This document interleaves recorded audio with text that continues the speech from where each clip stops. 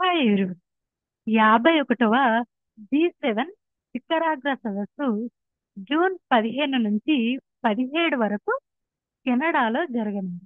ఈ G7 శిఖరాగ్ర సదస్సుకు భారత్ తరపున ప్రధాని మోదీ హాజరు కావాల్సి ఉంది. కానీ కొన్ని అనివార్య కారణాల వల్ల ఆయన హాజరు కాలేకపోతున్నారని విశ్వసనీయ వర్గాలు వెల్లడించాయి. ఇలా జరగడం గత 6 ఏళ్లలో ఇదే మొదటిసారి.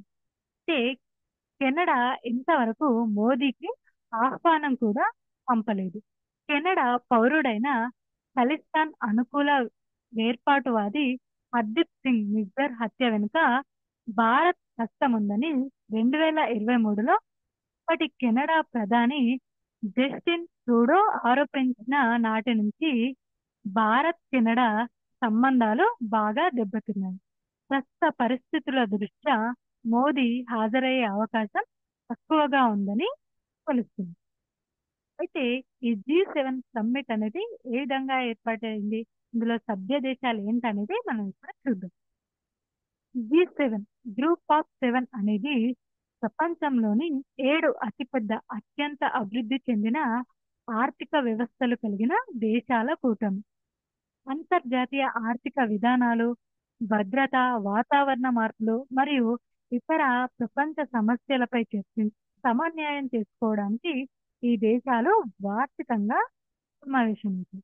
అయితే ఇందులో సభ్య దేశాలుగా Canada, France, Germany, Italy, Japan, United Kingdom and United States సభ్య దేశాలుగా ఉన్నాయి.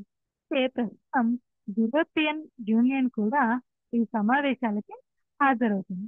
కానీ అది ఇందులో సభ్య దేశం కాదు. అయితే ఇది ఏ విధంగా ఏర్పాటైంది అనేది మనం చూసినట్లయితే 1970 మధ్య కాలంలో ప్రపంచ ఆర్థిక సంక్షోభం, ముఖ్యంగా ఉత్తర యుద్ధం తర్వాత తలెత్తిన చమురు సంక్షోభం నేపథ్యంలో ప్రధాన పారిశ్రామిక దేశాల నాయకులు ఆర్థిక సమస్యలను చర్చించడానికి మరియు పరిష్కరించడానికి ఒక వేదిక అవసరాన్ని గుర్తించారు. దీని ఫలితంగా 1975లో ఫ్రాన్స్లోని రమ్ బౌట్లెట్లో మొదటి శిఖరాగ్ర సమావేశం జరిగింది. G7 కు పూర్వగామి లైబ్రరీ గ్రూప్, ఇది అమెరికా ట్రెజరీ సెక్రటరీ జార్జ్ సోల్ట్ చొరవతో ఈ బృందం ఏర్పడింది. ఆయన ఫ్రాన్స్, పశ్చిమ జర్మనీ, జపాన్ మరియు యునైటెడ్ కింగ్డమ్ ఆర్థిక మంత్రులను ఒక అనాధికారిక సమావేశానికి వాషింగ్టన్ డీసీలోని వైట్ హౌస్ లైబ్రరీలో ఆహ్వానించారు. ఇది ప్రపంచ ఆర్థిక సమస్యలపై గోప్యంగా స్వేచ్ఛగా చర్చించడానికి ఒక వేదికను అందించింది. ఈ సమావేశానికి 6 దేశాల అధినేతలు హాజరయ్యారు. వాళ్ళే ఫ్రాన్స్, పశ్చిమ Germany, Italy, Japan, United Kingdom మరియు యునైటెడ్ స్టేట్స్. దీంతో ఇది G6 గా ఏర్పడింది. ఈ సమావేశం యొక్క ప్రధాన లక్ష్యం ప్రపంచ ఆర్థిక సంక్షోభానికి సాధ్యమయ్యే పరిష్కారాలపై చర్చించింది. తర్వాత 1976లో పూరియో రికోలోని డోరాడోలో జరిగిన సమావేశంలో కెనడా కూడా G6లో చేరింది. దీంతో ఈ కూటమి G7 గా మారింది.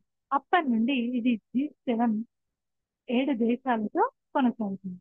తర్వాత 1997లో రష్యాను కూడా ఈ కూటమిలో చేర్చుకోవడానికి నిర్ణయం తీసుకున్నారు.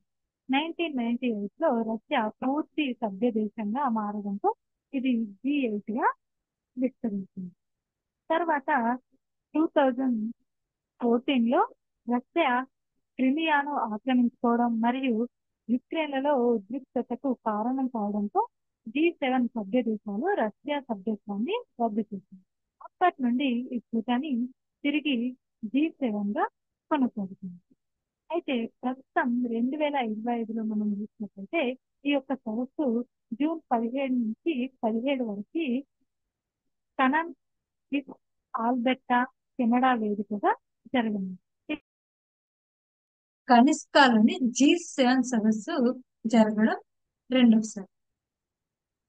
కెనడా 2025 జనవరి 1 నుండి G7 అధ్యక్ష పదవిని స్వీకరించింది.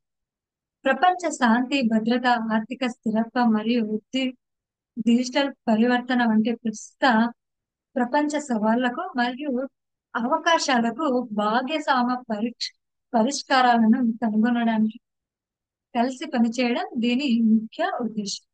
కెనడా తన నాయకత్వాన్ని ప్రదర్శించడానికి అర్థవంతమైన చర్చలు, సమిష్టి చర్యలు మరియు వినూత్న పరిష్కారాలను ప్రోత్సహించడానికి ఈ సంవత్సరం ఒక అవకాశాన్ని అందిస్తుంది. అయితే ఇంతకు ముందు 2024 లో ఈ యొక్క సదస్సు అనేది ఇటలీలో జూన్ 13 నుండి 15 వరకు జరిగింది. ఇది ఇటలీలో ఏడు ఏడవసారి నిర్వహించింది. అండ్ నెక్స్ట్ భారతదేశానికి వచ్చినట్టయితే భారతదేశం అనేది G7 లో సభ్య దేశం కాదు. అయినప్పటికీ పెరుగుతున్న ఆర్థిక మరియు భౌగోళిక రాజకీయ ప్రాముఖ్యతను గుర్తించి ఆదిత్య దేశం అంటే ఇటలీ ఆహ్వానం మేరకు ప్రధాని మోదీ 2024 G7 సదస్సులో పాల్గొంది. భారతదేశం గ్లోబల్ సౌత్ యొక్క ప్రాతినిధ్యం మరియు సమగ్ర సుస్థిర ప్రపంచ పాలనకు కట్టుబడి ఉంది.